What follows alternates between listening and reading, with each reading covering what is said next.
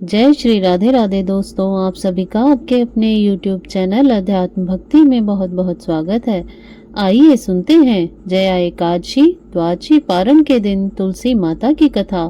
जो भी भक्त सच्ची श्रद्धा के साथ भगवान विष्णु का पूजन करते हैं, भगवान शालिग्राम का पूजन करते हैं, तुलसी माता का पूजन करते हैं, एकादशी का व्रत करते हैं, तो इससे भगवान श्री हरि विष्णु अति प्रसन्न होते हैं और अपनी कृपा प्रदान करते हैं। एकादशी का व्रत जो कि सभी प्रकार के पापों को नष्ट करने वाला है और व्यक्ति के जब पाप और ताप नष्ट होते हैं तभी उनके पुण्य उदय हो पाते हैं और सभी प्रकार के फिर सांसारिक सुखों की प्राप्ति होती है।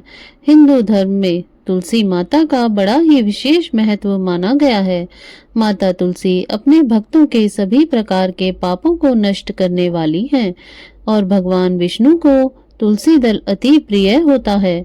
वे बिना तुलसी दल के कोई भी पूजा स्वीकार नहीं करते हैं।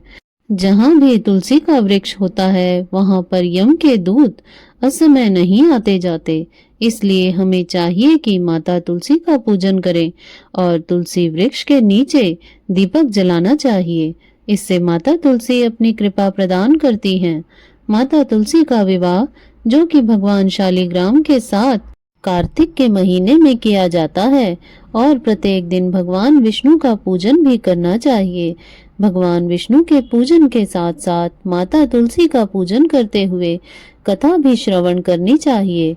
इससे भगवान विष्णु और माता तुलसी की कृपा प्राप्त होती है। तो आइए सुनते हैं जया एकादशी में द्वादशी के दिन तुलसी माता की कथा। तो बोलिए प्रेम से माता तुलसी की जय, भगवान विष्णु की जय, माता लक्ष्मी की जय, भगवान शालिग्राम की जय। कथा के अनुसार विष्णु काशी नगरी में कनक नामक एक संतानहीन धनाढ्य क्षत्रिय रहता था। अनेक व्रतों को करने के बाद उसके यहाँ एक सुंदरी जो कि कन्या ने अनेक व्रतों को करने के बाद जन्म लिया। उसका नाम किशोरी रखा और एक ज्योतिषी ने उसकी कुंडली देखकर कनक से कहा कि इसका पानी ग्रहण करने वाला मंडप में ही वज्रपात से मर जाएगा। यह सुनकर कनक बहुत ही दुखी हुए और उन्होंने कन्या का विवाह ही न करने का निश्चय किया। एक दिन कनक के यहाँ शंकर नाम का एक ब्राह्मण आया। अतिथि प्रिय कनक ने शंकर का खूब सत्कार किया। सहसा शंकर की दृष्टि किशोरी पर पड़ी। उसे उस युवती कन्या को अविवाहित देखकर बड़ा आश्चर्य हुआ। उसने उसकी सखी चंदना से जब इस विषय में पूछा तो उसे सारी बात ज्ञात हुई। कनक के आतिथ्य और किशोरी के शील स्वभाव से प्रसन्न होकर शंकर ने कनक से कहा कि मैं तुम्हारी पुत्री को भगवान विष्णु का द्वादक्षर मंत्र ओम नमो भगवते वासुदेवाय बता देता हूँ।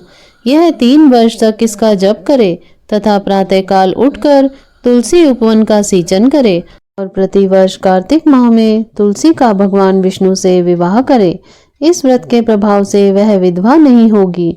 किशोरी ब्राह्मण के बताए अनुसार द्वादशाक्षर मंत्र का चिंतन करने लगी। प्रतिवर्ष तुलसी विवाह भी करती थी। इस प्रकार से उसे 3 वर्ष व्यतीत हो गए। चौथे वर्ष जब वह कार्तिक मास में प्रातः स्नान के लिए जा रही थी तो उसे लेपी नामक एक क्षत्रिय कुमार ने देख लिया और उसके अनुपम सौंदर्य पर मोहित हो गया।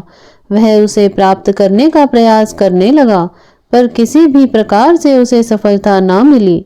एक दिन उसे पता चला कि एक मालिन नित्य किशोरी को फूल देने जाती है। यह जानकर वह उस मालिन से मिला और धन देकर उसे अपने षड्यंत्र में शामिल कर लिया। अब वह नित्य प्रति मालिन की लड़की बनकर स्त्री वेश में किशोरी को फूल देने जाने लगा।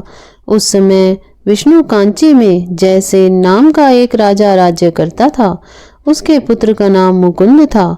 एक दिन मुकुंद ने किशोरी के रूप और सौंदर्य की प्रशंसा सुनी तो उसने निश्चय कर लिया कि मैं किशोरी से ही विवाह करूंगा।